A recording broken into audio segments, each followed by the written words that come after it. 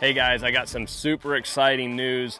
This box right here contains some awesome new technology straight from Lowrance. It just got here today, the new active target transducer.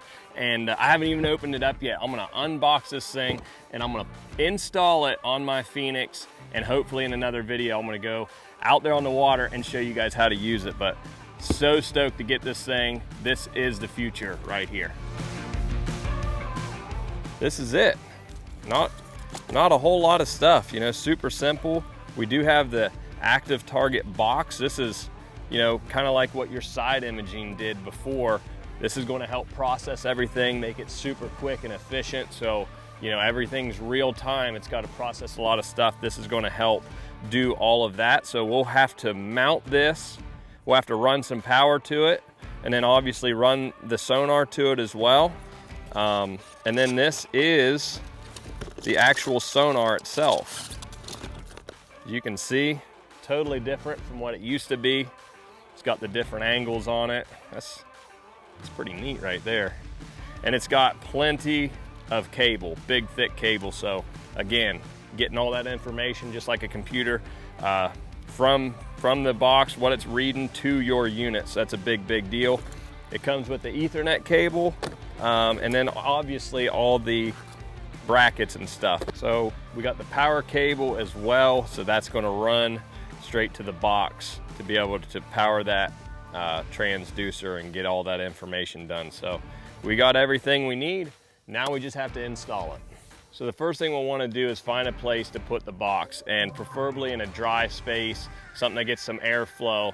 And I'm going to want to put it in a rod locker, preferably right where I have power in my Phoenix boat. And with that, you want to make sure you have enough cable here to run to wherever you're wanting to put it. That's, you know, you want to make sure it can reach it before you bolt it up and everything else. So I very generically placed everything where, you know, it would typically be when you install it, just to give yourself an idea of how much cable we have. And I think we have more than enough to place our active target box right back here or right next to power, so that'll make it simple. And actually, I'm gonna go ahead and mount this on there, so then I do know for sure that it can make it all the way to the box, and then we'll install the box after that.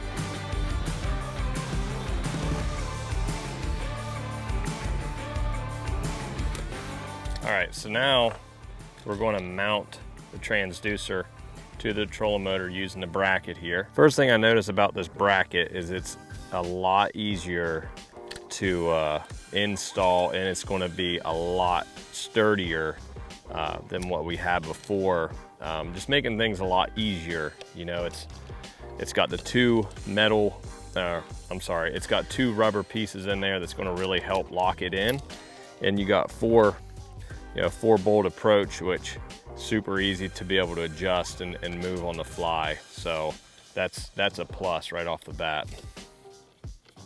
So I'm mounting it for having it forward facing. So the cool thing is it's using these knobs to be able to bolt it down, just like what you would use on your graph to lock it into the mount. So this is going to allow you to adjust, you know, how much you want to rotate this by a simple loosening and changing of that, which makes a big difference when you're out on the water. You can make that adjustment on the fly, and you're not, you know, getting out tools to do it. So, you know, you could change it from down imaging or forward facing, however you need it. You can change it based on the situation that you're dealing with. Once we got the transducer installed, we have the cable to route, and you can, you know, roughly just run it around what it's going to eventually be on, and I'm going to go ahead and run it down and then button all this up afterwards. Probably doesn't matter which way you do it. This is what I'm used to, so we'll get on that right now.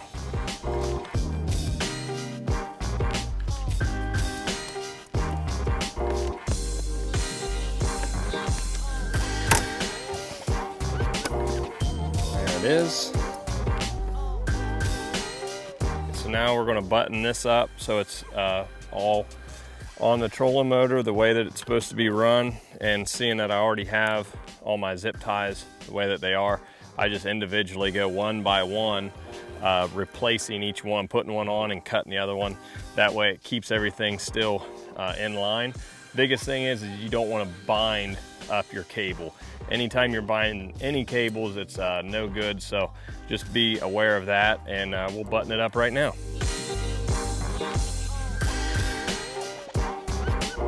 So now we have the cable run, the sonar cable run. Now we're going to put in the box, and on my boat, I like to put it in. I mean, that fits pretty good there. I'll take this light out, we have more room. So that's going to allow it to sit right there. We got the power already connected. All we got to do is connect the power up, but I'm going to mount this right here by 4 simple screws. And then that's going to be, you know, stationary there. Makes it really, really convenient to get to. And it's going to be in a dry storage place.